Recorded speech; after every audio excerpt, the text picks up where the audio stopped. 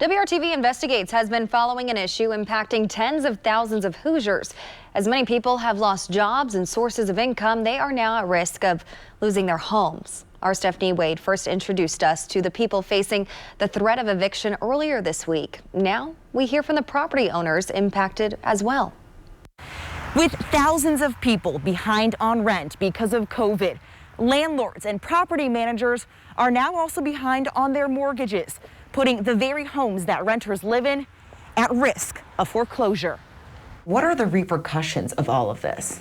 At the end of the day, we're going to get back into the '08 housing debacle. I mean, it was tough. The owner of Remax Realty Services, which manages about 50 properties for homeowners, says we could soon find ourselves in a housing crisis. They keep coming to us saying, you've got to get that rent collected. And, we're going back to them saying, because of the moratorium, our hands are tied. Chris SCHULHOF says since the CDC issued a national moratorium on evictions beginning September 4th, they're unable to do anything, while some tenants have just stopped paying rent. To you, how do you see the CDC moratorium?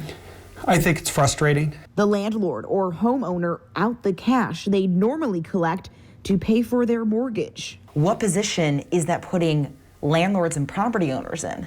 That's the problem. Our hands are tied, so how's that rent going to be paid? SCHULHOF says he's compassionate with renters and works with them. Where we have had, for example, a tenant call me and say, look, I'm in the janitorial arena taking care of churches, and unfortunately the churches aren't having congregations, so therefore the churches are laying us off.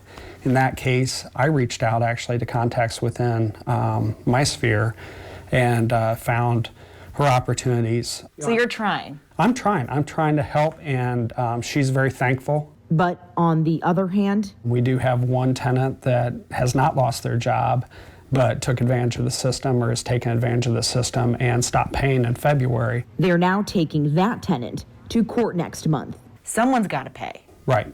Other landlords we've seen are trying to evict tenants not paying rent through what's called a holdover eviction. There is a loophole, if you will, that's the holdover moratorium. In the case where someone's lease has expired and the CDC moratorium no longer protects them. Have you looked into that? I have not. As the federal protection expires come January, SCHULHOF fears all of a sudden we're going to have foreclosures out there, and that's what I'm concerned about. Stephanie Wade, WRTV. And this property manager, like the Indiana Apartment Association, is calling on the government to issue more rental assistance or perhaps loans to landlords to get through this. And if not, they both fear landlords will be forced to foreclose on their properties.